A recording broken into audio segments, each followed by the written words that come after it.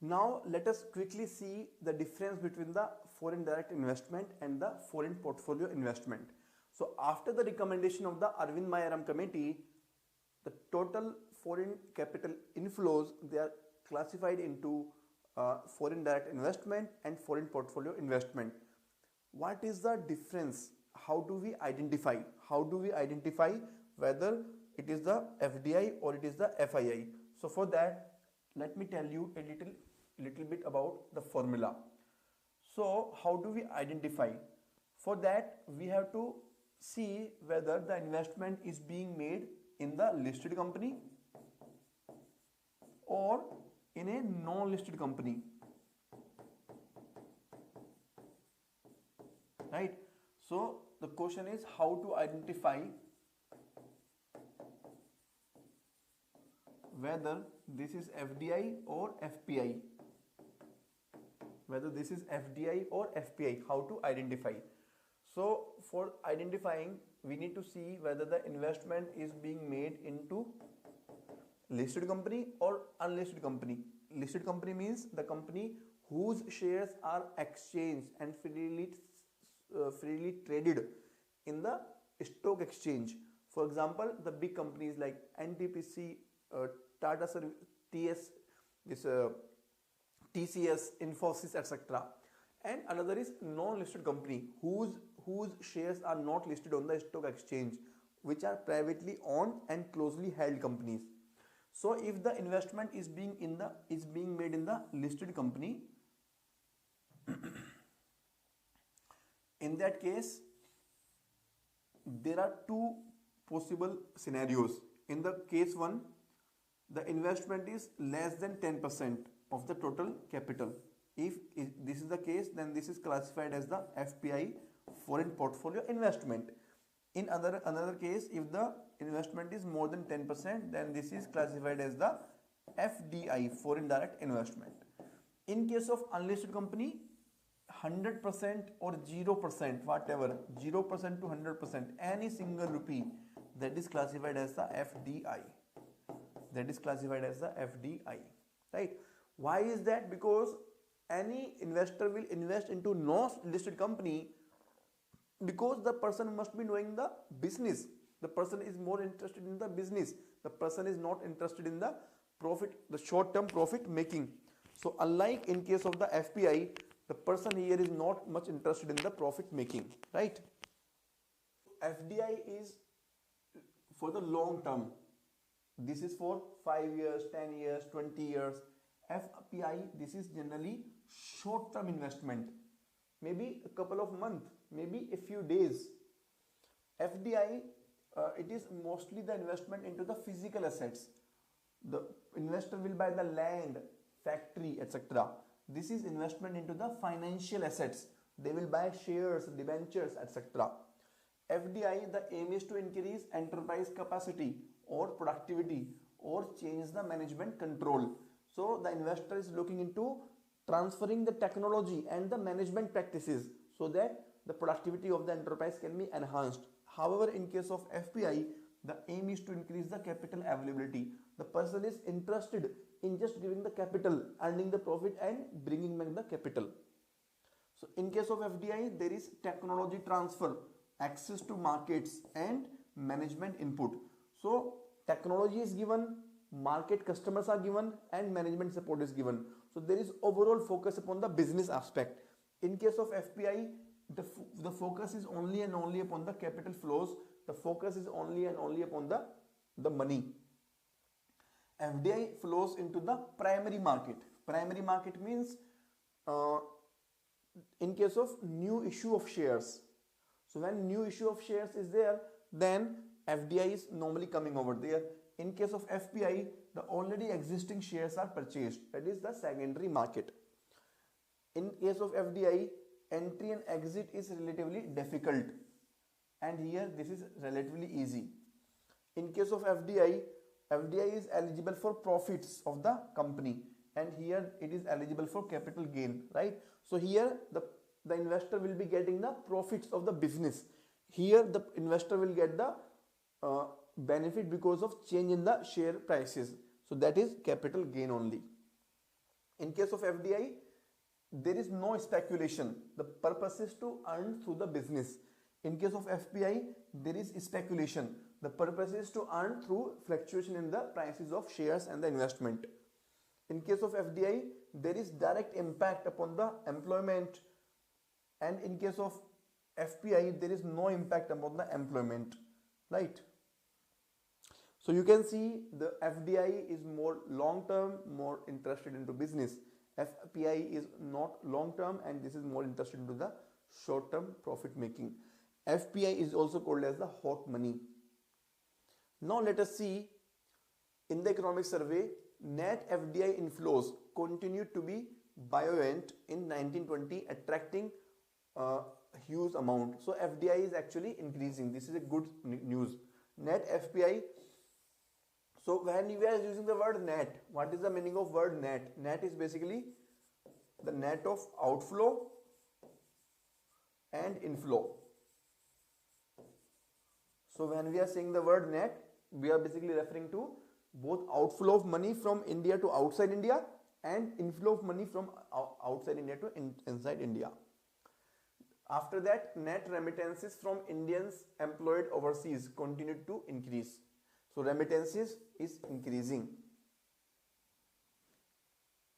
Now there is a term external commercial borrowings, ECB. So we discussed this term in the starting of the session only, external commercial borrowing.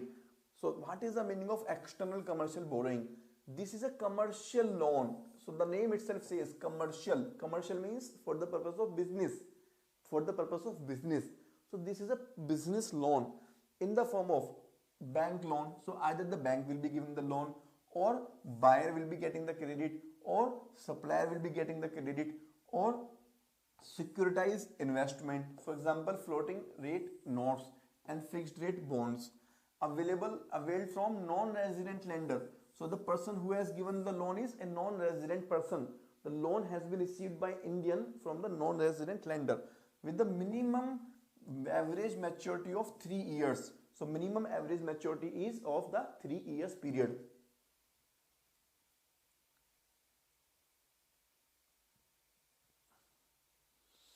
Now, who are the regulators? So Department of Economic Affairs, Ministry of Finance, Department of Economic Affairs is the regulator along with the support of the Reserve Bank of India.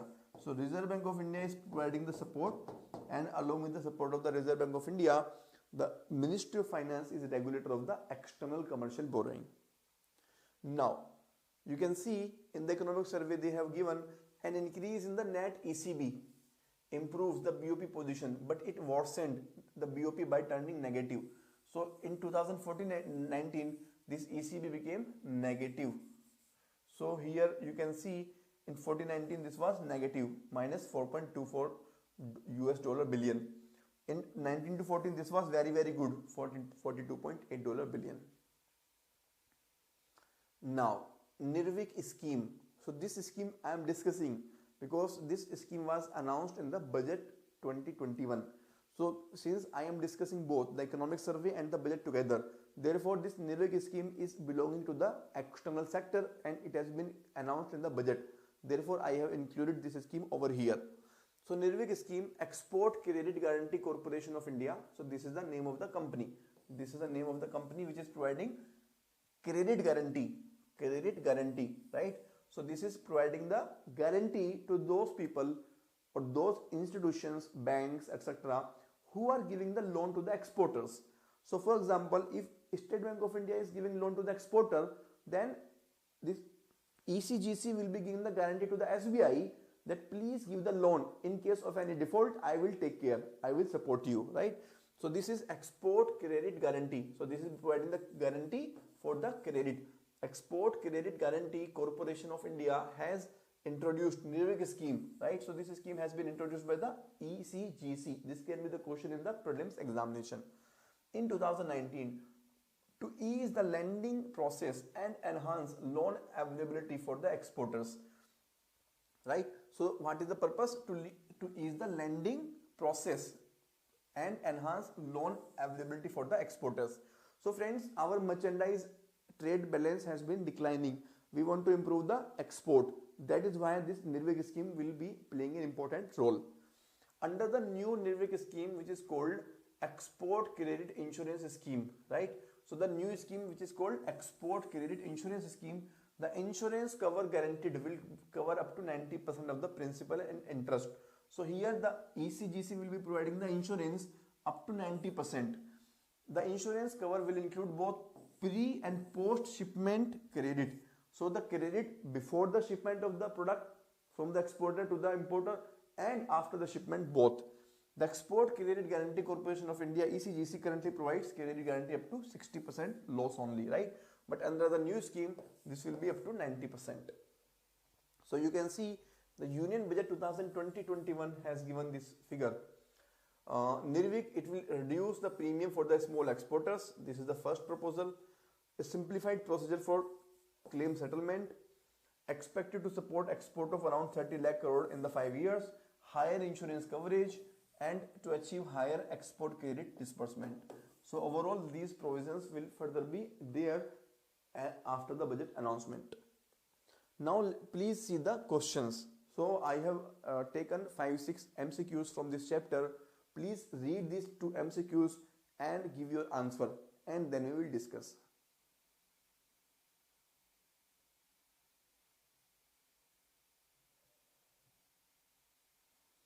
So I am giving you 2 minutes to solve these 2 questions.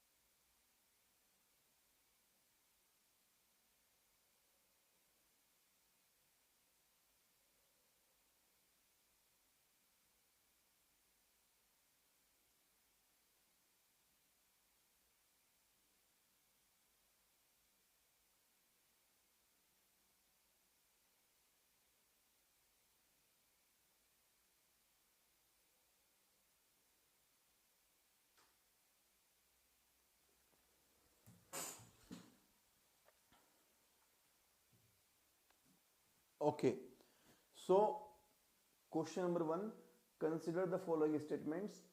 CAD to GDP ratio has been significantly improving from 2014 to 14-19. This statement is correct. The CAD to GDP ratio was lower in the first half of the 2019-20. This is also correct. So answer is both 1 and 2. Question number 2, consider the following statements. An increase in the merchandise exports to GDP ratio has a non-net positive impact upon the BOP position. This is true. Statement number 2, India's top 5 trading partners jointly account for more than 50% of India's total merchandise trade. This is not correct. So here you can see answer of question number 1 is statement both 1 and 2, and here the answer is statement 1 only, that is option A. Next question, in 19, so take 2 minutes and then we will discuss.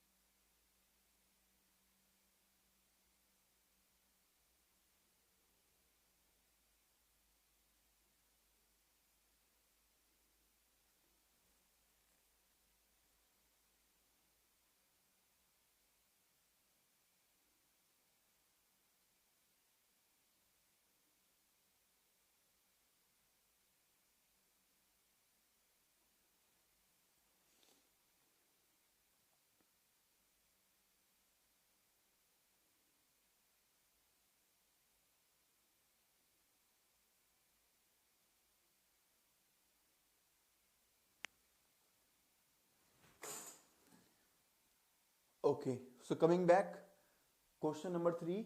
In 2019-20, petroleum products continued to be the largest imported commodity in value terms. Petroleum products and largest imported, this is completely wrong because this was the crude petroleum, right? In export basket, crude petroleum had the largest share. This is also wrong. This was the petroleum products, right? So basically these statement have to be exchanged, then only this can be correct. So answer is neither 1 nor 2. Next question, consider the following statements.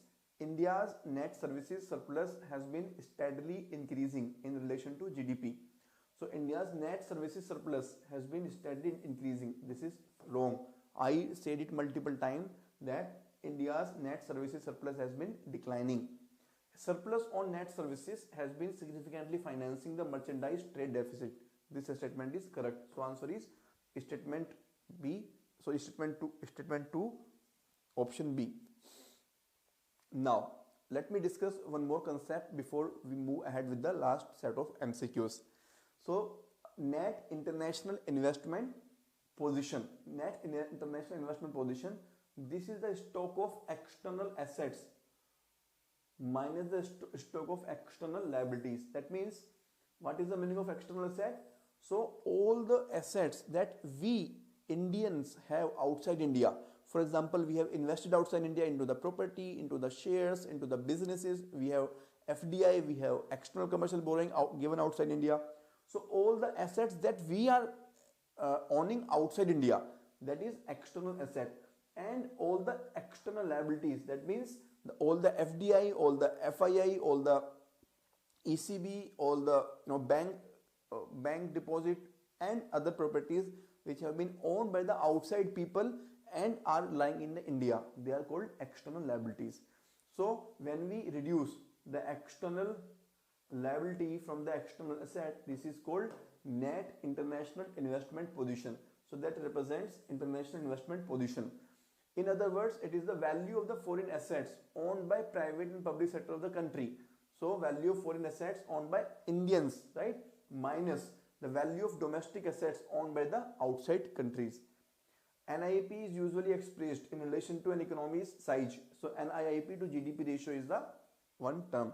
This NIP has been given in the economic survey, that is why I have discussed over here, so that in the examination, if there is a question, you do not miss that question. Now this is the last set of questions.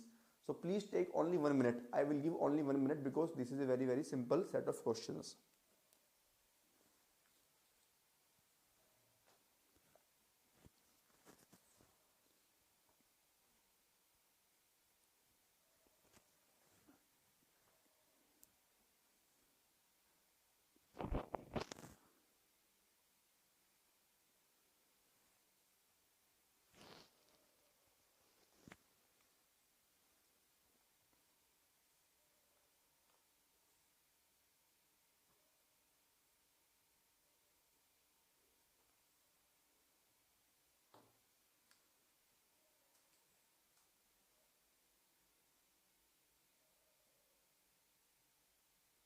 So logistics performance index is released by World Bank.